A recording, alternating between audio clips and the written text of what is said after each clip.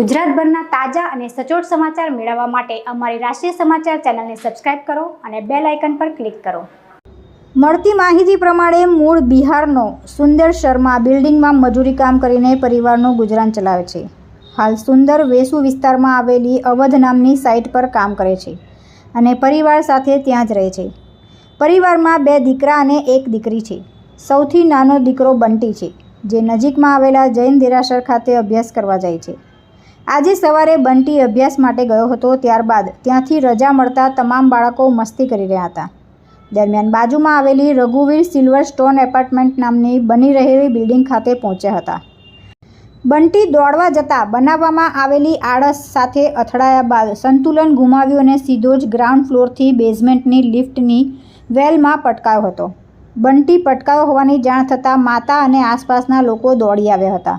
ત્યારબાદ 108ને જાણ કરવામાં આવી હતી। 108 પહોંચી ત્યારે બાળકનો શ્વાસ બંધ હતો, જેથી તેને તાત્કાલિક પ્રાથમિક સારવાર આપવામાં આવતા શ્વાસ શરૂ થઈ ગયો હતો। ત્યારબાદ તાત્કાલિક બાળકને સિવિલ હોસ્પિટલ પહોંચાડવામાં આવ્યો હતો। તુલસી શર્મા સાથે રાષ્ટ્રીય સમાચાર, સુરત।